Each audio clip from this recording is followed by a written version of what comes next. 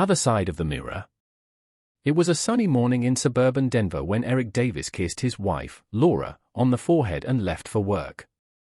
Theirs was a marriage that, from the outside, seemed picture perfect. Together for 12 years, they had 2 children, a golden retriever named Max, and a comfortable life. But beneath the veneer of suburban bliss, Laura harbored a secret. The beginning of the distance. Eric had been a diligent provider, often working late to ensure their family wanted for nothing. Laura, once grateful for his commitment, had started to feel neglected. Conversations had become brief exchanges about bills and children. Their once passionate relationship was now a polite coexistence. One evening, at her friend Jenna's insistence, Laura joined a local book club. It was there she met Adrian, a charming man with an easy laugh and a knack for making people feel seen. Adrian was single, and his compliments came freely. For Laura, who hadn't felt admired in years, his attention was intoxicating. What began as innocent conversations about books and life turned into lingering glances and stolen moments. Adrian would walk Laura to her car after meetings, his hand brushing hers just long enough to send a thrill down her spine.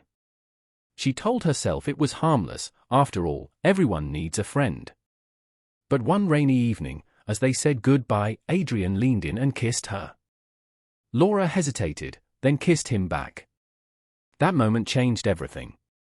Laura now found herself juggling 2 worlds. At home, she was the devoted wife and mother, cooking dinners and helping with homework. But when she was with Adrian, she felt like a different person, free, desired, and alive.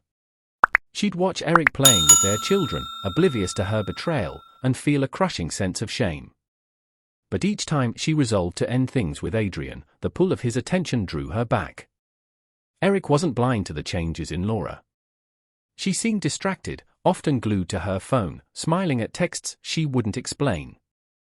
She began dressing up more, even on days she claimed to be running errands.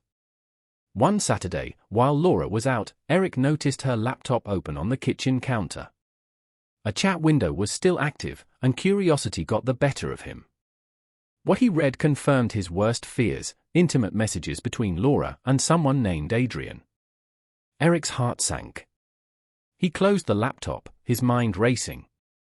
Should he confront her? End the marriage? For the sake of their children, he decided to wait and gather more information. The confrontation. Weeks later, Eric couldn't hold it in any longer. After putting the kids to bed, he sat Laura down at the dining table. "Is there something you need to tell me?" he asked, his voice steady but filled with tension. Laura's eyes widened. "What do you mean?" "I know about Adrian," he said bluntly. Laura froze. She opened her mouth to deny it but saw the pain in Eric's eyes. The truth tumbled out in sobs as she admitted everything, the book club meetings, the stolen moments, the affair. Eric listened in silence, his face a mix of anger and heartbreak. "Why, Laura?" he finally asked. "Why would you do this to us?" "I don't know," she whispered. "I felt invisible, Eric. Like you stopped seeing me years ago." A fork in the road. The weeks that followed were the most difficult of their lives. Laura ended her affair immediately and begged for forgiveness, but Eric was unsure if he could ever trust her again. They attended counseling, where they aired grievances that had long gone unspoken. Eric realized he had indeed been distant, prioritizing work over his marriage. Laura admitted she should have communicated her feelings instead of seeking validation elsewhere. Their road to reconciliation was rocky. Eric had to confront his anger and learn to forgive, while Laura had to rebuild the trust she had shattered. Months turned into a year. The couple committed to weekly date nights, where they talked openly about their dreams and fears.